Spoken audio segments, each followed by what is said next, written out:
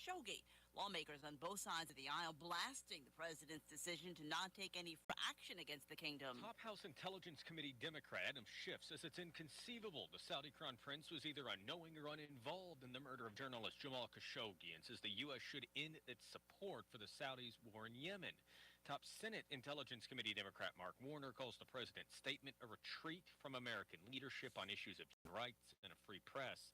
Republican Marco Rubio says there is U.S. interest in defending human rights. Republican Rand Paul calls the president's statement Saudi Arabia first, not America first. Fox's Jared Halpern on Capitol Hill. And the president has turned over answers to written questions in the special counsel's Russia investigation. In a statement, the president's attorneys, Jay Sekulow and Rudy Giuliani, say they thought that the request for information regarding obstruction of justice went too far. Rudy Giuliani saying, quote, "It has been our position from the outset that much of what has been asked raised serious constitutional issues and was beyond the scope of a legitimate inquiry. This remains our position today." Fox's John Roberts at the White House. Stocks taking a hit again. The Dow lost 551 points. The NASDAQ off 119. The S&P lost 48. The big tech stocks again taking a beating in the session. Shares of Apple losing more than 4% on continued concerns about weak iPhone demand.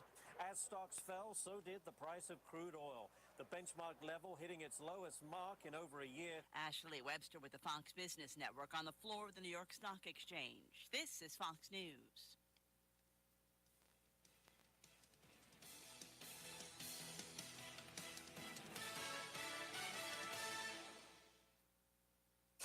It's the holiday sales event at Ford. It's a big deal, and we're busy making preparations to get you the best deals of the year. Because unlike Santa's presents, ours don't just magically appear. At Ford, ours are built in real factories, where pickup trucks come with best-in-class towing and payload, where SUVs are built with available features like terrain management and driver assist technologies, and where every bolt, stitch, and line of code is tested and tested again. But you don't have to write Santa a letter to get these presents. Naughty or nice, just come see your Ford dealer during our holiday sales event for our best offers of the year. Ford, built for the holidays, built Ford proud. Best-in-class towing and payload when properly configured. Classes light-duty pickups under 8,500 pounds GVWR based on Ford segmentation. Warning about romaine lettuce. The U.S. Centers for Disease Control say romaine lettuce around the nation is testing positive for E. coli contamination, and they want no Americans or even Canadians to eat any of it. CDC instructs everybody to throw out whatever romaine you may have, either in your family kitchen, your restaurant, or your institutional cafeteria. This even includes those bags of salad mix that you get at the store. Sanitize refrigerator shelves and boxes where you kept the romaine, and if you've already eaten some and you're not feeling well, see a doctor. Eben Brown, Fox News. Former Michigan State University President Lou Anna Simon, the third person other than Larry Nassar to be charged during investigations of his sexual abuse of women and girls. The 71-year-old charged with lying to police in Michigan about a 2014 campus probe of a complaint filed against Nassar by a patient. Publisher Condé Nast announcing Glamour magazine will soon be available only online. In an email to staff obtained by Fox News, the publication's editor-in-chief says, "We are doubling down on digital, investing in the storytelling service and fantastic photo shoots we've always been known for, bringing it to the platforms our readers frequent most." The email goes on to say Glamour will occasionally celebrate big moments with special print editions, explaining its online content reaches 20 million fans while it only reaches 2 million print readers. Kristen Goodwin, Fox News. An actress who says she had a relationship with Michael Avenatti, the lawyer best known for representing porn actress Stormy Daniels in a case against President Trump, claims he dragged her by the arm across the floor of his Los Angeles apartment after an argument. Court papers obtained today by the Associated Press detail her claim. A Los Angeles judge granted the woman a restraining order against Avenatti yesterday. She wrote in a sworn statement that before he grabbed her, he shouted expletives and told her she was ungrateful. I'm Lee Silasera. This is Fox News. Financial aid was a key role in helping me to pay for my education. When I graduate, I will be debt-free, which is awesome because that's nice to be able to leave school and start work without having any extra bills to pay on top of everything else. Do you want to attend college but have been too concerned about the high costs of tuition? Then now is the time to look into Southwest Tech. As a state-funded institution, Southwest Tech already offers low tuition costs, but in addition, several local institutions have donated thousands of dollars towards scholarships to help you meet your college goals. Come visit with a counselor at Southwest Tech, and we can help you create a plan that meets your needs. For more information, visit our main campus across from Cedar High School or visit us online at stech.edu.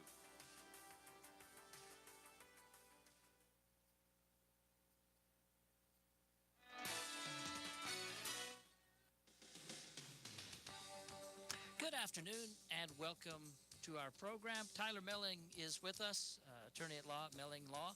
And Tyler, folks are getting ready for the big holiday. For better or for worse, we're getting together as families. Right. That doesn't always turn out well, but it is an opportunity.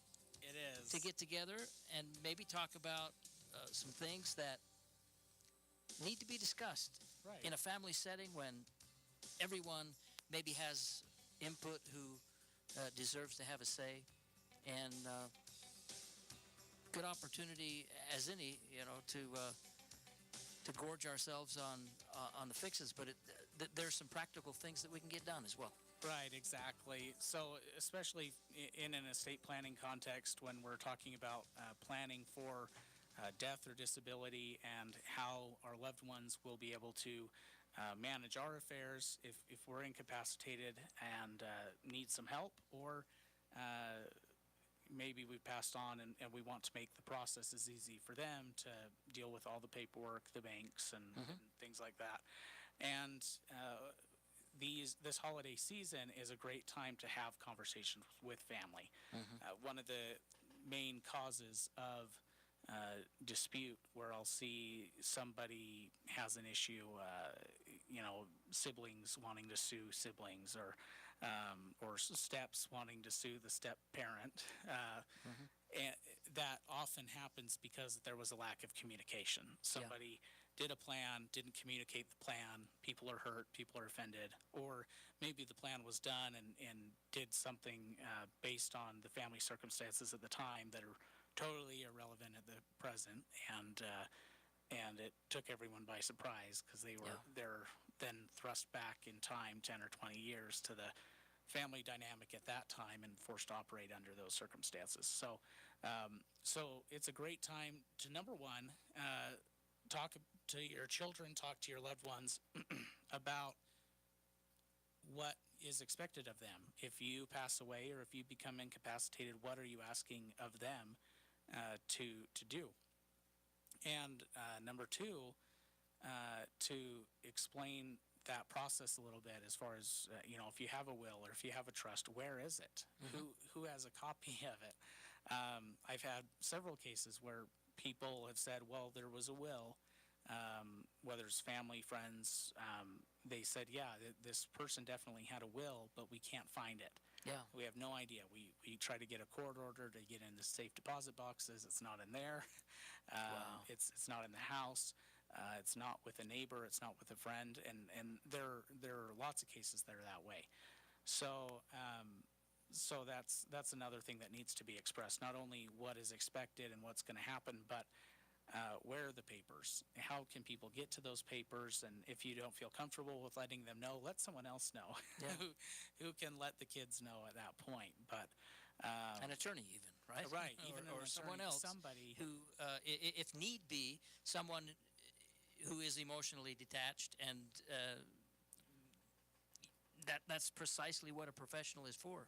Right, and not only it is great if they're detached, but it's also great if it's someone who's close enough to the family that they're definitely going to be at the funeral. Yeah. And that a lot of times the attorney isn't necessarily that close, right? So even if the attorney has papers, the kids won't know which attorney to call. You look up, yeah, I see what you mean. Attorney in the phone book. There are plenty, and a lot of them don't even do wills, and so It's hard to track them down. Or what if something happens to the attorney? They pass away, or in the meantime, I've seen a lot of wills from the 80s or earlier. Is it helpful in this family discussion to make an assignment within the family or outside the family if necessary, Yes. but to say this person is the point person for such and such a responsibility, and maybe this person is a point person for other types of responsibilities. Exactly. And so forth. Those are the types of discussions we're talking about, aren't we? Exactly. Yes. So who's going to manage the finances, or who's going to? Oftentimes, if it's children and there are several children, not necessarily for the protection of the parent, but for the protection of the child managing, we'll actually appoint co-agents. That way, it helps do away with some of that sense of, well, it's just that one person. What if they're not doing it right? Or, and we see that a lot. So it tends to alleviate some of those tensions within the family. But yeah, who's going to manage the financial matters? Who's going to manage medical decision making? Who's going to manage day-to-day care, or determine whether or not their mom and dad need to go into a home because they're not in a position to speak up for themselves. Who's going to take away mom's car keys when she can't drive anymore? And these are all things that need to be discussed as a family before it actually happens, because if it's never been discussed, never even considered, there's a lot of room for hurt and miscommunication. Yeah. And I definitely see where you're coming from here, Tyler, because a lot of folks might be tempted to say, it's Thanksgiving, or it's Christmas. Let's not talk about those unpleasant things while we're trying to celebrate the holiday. But really, this is done out of a deep caring for one another. And who knows when we might be able to get everyone together and allow everyone to provide their input. Right, exactly.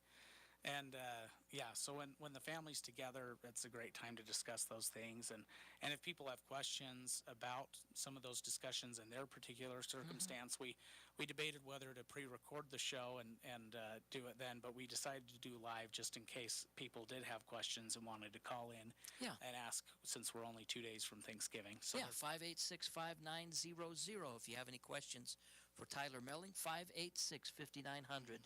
And he can take your questions.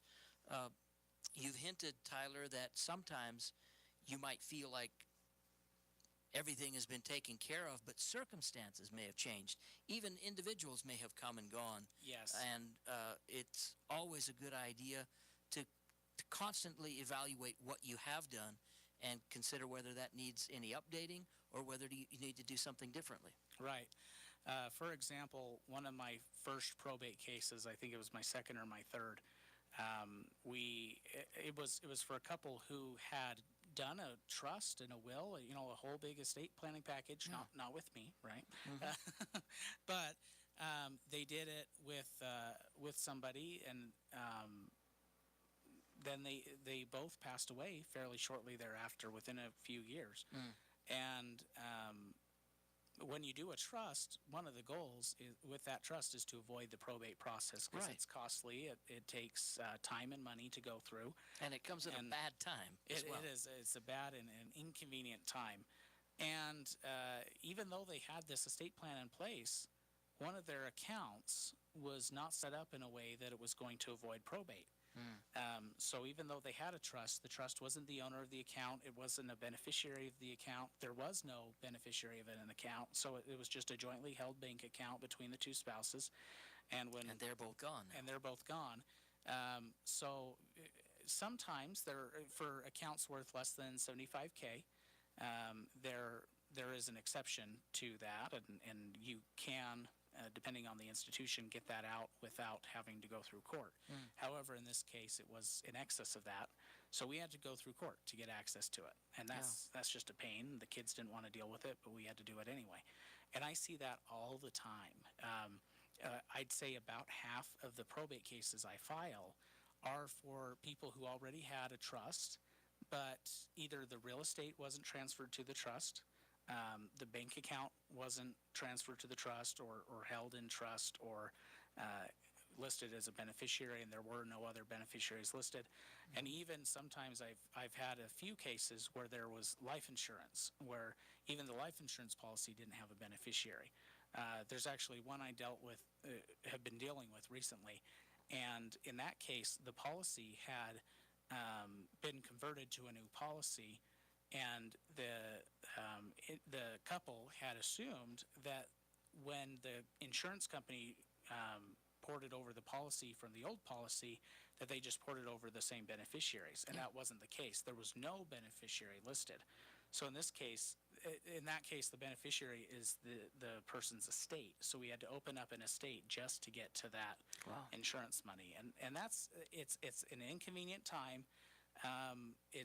Emotions are high. It's just a bad time. So take this time over this holiday season as well to look over your life insurance policies, look over your bank accounts, look at your real estate, your tax notices. Those should be arriving in the mail over the next month or so, I think, right? And take a look at those and see, if you have a trust, is your real estate listed to your names individually or as trustees? Is your bank account in your name? If so, double check with your bank and ask them, is there a beneficiary on this account? Do I need to update that? I have this trust. I want the trust listed as either a beneficiary or as the owner of the account. And same thing for your insurance policies.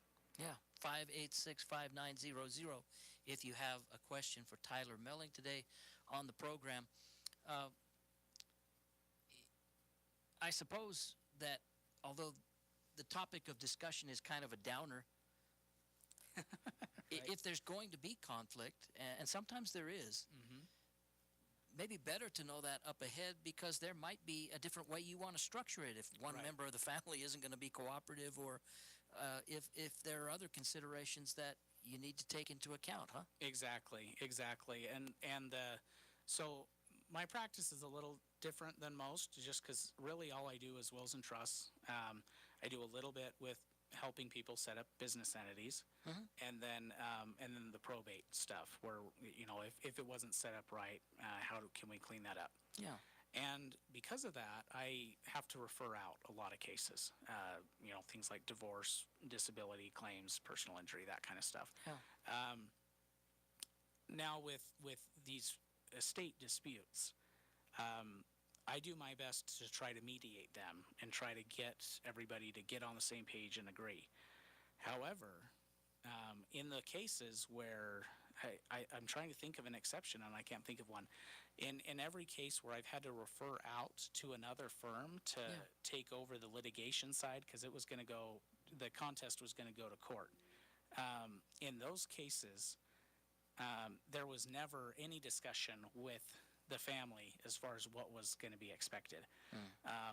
Almost all of those cases are families where the person who passed away had children from a previous marriage, and then they were married to a new spouse.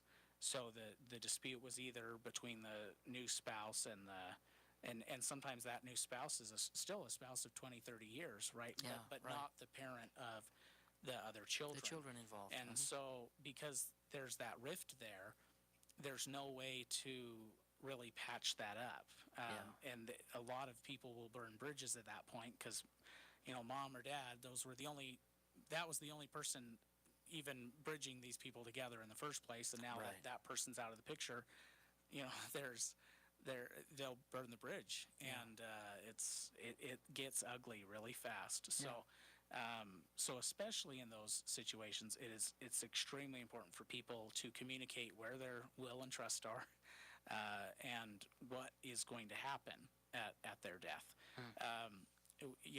So I've seen some of those cases where the will or the trust was stored with the child, because they said, well, I want my children to benefit from it, and I don't want the spouse to do away with the will, so I'll leave it with my children. Well, then the children decide, this isn't going to benefit me as much as if we just kind of went to court and took our chances, huh? Yeah, and vice versa. Sometimes they'll leave the documents with the spouse, but then the kids are saying, well, I never saw this will. This isn't what mom or dad really wanted. Yeah. And so it is absolutely crucial, even if it's uncomfortable, to have that discussion. And if you have a family friend or someone who could help mediate that discussion even, that's going to be so much better for the family after you're gone. Yeah. Tyler, what percent of people would you say you encounter who have set everything up so that things go off without a hitch when the time comes? That's a good question. So, as far as percentage, I mean, it's hard to say, right? Of the cases that I have administered, everyone who's passed away, if there were any kind of complications, whether because of a deal with the insurance company or the bank, they were pretty easy to resolve. Yeah. So maybe I'll phrase it this way instead.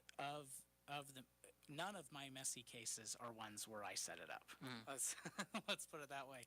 So all my messy cases are ones that either didn't have a plan, or they did their plan 40 years ago, or even sometimes 5 years ago, and the situation or the law is just totally different, or there was just no communication whatsoever, and the plan that they did have isn't implemented properly. So of my messy cases, and about half of what I do is clean up. None of those are people where I set their things up. Yeah.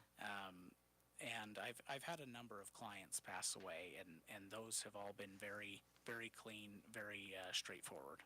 Suffice it to say, if you feel that everything is in order, but no one has really discussed it or no one's taken a look at it for 4 or 5 years or more, Right. it's probably a good idea to get an update on that. Right. See if your family circumstances have changed. See if the laws have changed, and just kind of refresh everything so that you know that everything is up to date and you're set, right? And I want to, okay, we're good on time. I wanted to make sure before I kind of started down that road. So when I see problems with how things are done, there are a few trigger points to kind of determine when to have it looked at to avoid some of these problems. So if you've changed states since you had your estate plan done, it's worth having a look at. It's not the end of the world usually, but some states, especially California, you'll want to have it changed if you've moved from those states. Two would be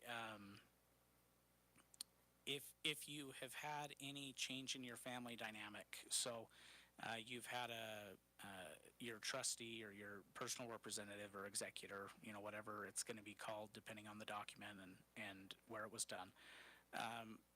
The people in charge, are they still in good health? Are there backups in place in case they're not? And how do they get along with each other? Maybe they've still got a great relationship with you, but maybe there's been a falling out between some siblings, and it's going to be better if someone else takes the reins. I see. And just because that child is in the financial industry or in the banking industry or in the real estate industry doesn't mean they're necessarily the best fit. Yeah.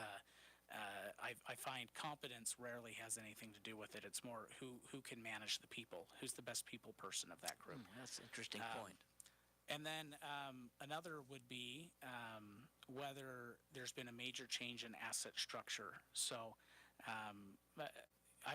for example, there was one where the trust wasn't done properly, and it was so-and-so gets this particular property, so-and-so gets this other property, and so-and-so gets this property. And they thought, oh yeah, that's our estate, we're good. Well, in the meantime, over the next 10 years, all those properties were sold in exchange for other things. So then who gets what? I don't know, because it wasn't done right and there was no clause accounting for that. So if there's been a major change in your asset structure, you've either reinvested things or you've specifically granted a particular thing to somebody in your will that you no longer own, those are things to think about. And because of that, the way I draft them, normally we don't we don't identify property in that manner, right? I see. Because we don't want you to have to come change every time you buy or sell property. But Right. so that's a very common error I see. And then the last would be time, just passage of time. For example, before 2012, the estate tax laws were completely different. So if you had in your retirement, let's say 400 or 500K, there's a good chance that your that if you went and had an attorney do your trust anytime before 2012, that they set up what's called an AB trust, also seen sometimes as a spousal credit shelter trust is what they'll call it, or husband trust, wife trust, marital trust. I mean, there are a lot of different words for it, and it's not so much in what it's called, but how it's structured, and you kind of have to read to see if it's there. But so before 2012, if your net worth was anywhere close to $500,000 or more, odds are you had a trust set up like that. Which is fine, but under current tax law is totally unnecessary and it can complicate the survivor's life more than it needs to. I see. So it's a good time to get that reevaluated as well and determine whether or not those ramifications of having a plan like that still make sense in your situation. So pre-2012, it's a good indicator that it's maybe been long enough. Just due to the change in tax laws alone, that you'll probably want it looked at. Okay, so we're looking at if you've moved, especially if you've changed states, if your family dynamic has changed, Yep. there have been divorces or adoptions or any of those other types of things. Right. If your assets have been shuffled around, Right. say maybe you decided to open up an IRA and shift money from here to there or something like that, that's definitely something you want to revisit things with. Right. And then finally, if just enough time has passed that you're not sure where you're at. Right. Those four things, huh? Yeah, and 2012, like I said, 2012 is kind of that cutoff. If we were before that, any time before that, it's probably worth having it looked at. That's largely why I do free consultations for estate planning as well. It's just so people can come in and at least know what they're dealing with, and a lot of people think, well, what if because you're doing it for the free consult, then your incentive is to find problems with it and tell me, right? Yeah. And you could I mean, I've got Google reviews that say otherwise, and other Right. people that I've been told many a time, well, it sounds to me like you've just talked yourself out of a job. I'm like, yep, that's, this, because it really is. That's my goal, is to just make sure everyone's taken care of. I wasn't going to go to law school. I was going to go to medical school. And it took an attorney messing up some family estate matters for me to decide to change my path, go to law school, and make sure that didn't happen to other families. And so I emotionally put myself into the position of one of their family members whenever I'm looking at their estate plan. And, if this was my family, would I be comfortable with the way this is set up? Yeah. And so anyway, I love what I do. It's really fun. If people have questions or want to contact me, one of the best ways is by phone, 435-572-0807, or they can go to our website, mellinglaw.com, and fill out a contact form there. Very good. Once again, consultation is a good place to begin, and you can kind of let people know where they stand and what might remain undone, or if there are any holes or gaps in their preparations. Remember, folks, the holidays, despite the joyous occasion, is probably the best time for folks to get their heads together on these things. Once again, how folks can get a hold of you? Yeah, mellinglaw.com, or our phone number, 435-572-0807.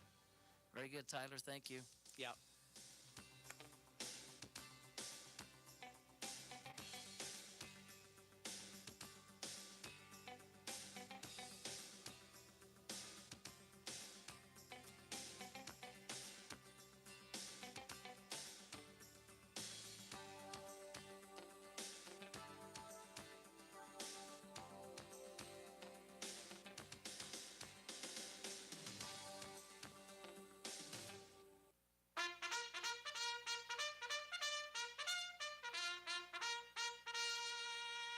You know what makes me sick? You know what makes me so mad? I want a French kiss a ain't eater. Last weekend, me and Runt Wilson was driving home a football game, and all of a sudden Runt points out the window and said, "Hey, Earl, slow down. There's an accident on the other side of the freeway." Well, I slowed down, took a look. It was a 3-car pileup, and a fire truck and the ambulance was there, too. From football to gawking at a traffic accident. Should I say, from one spectator sport to another. Unfortunately, we didn't have no nachos and beer to go with that. Now, I know what you're saying, Earl, you ghoul.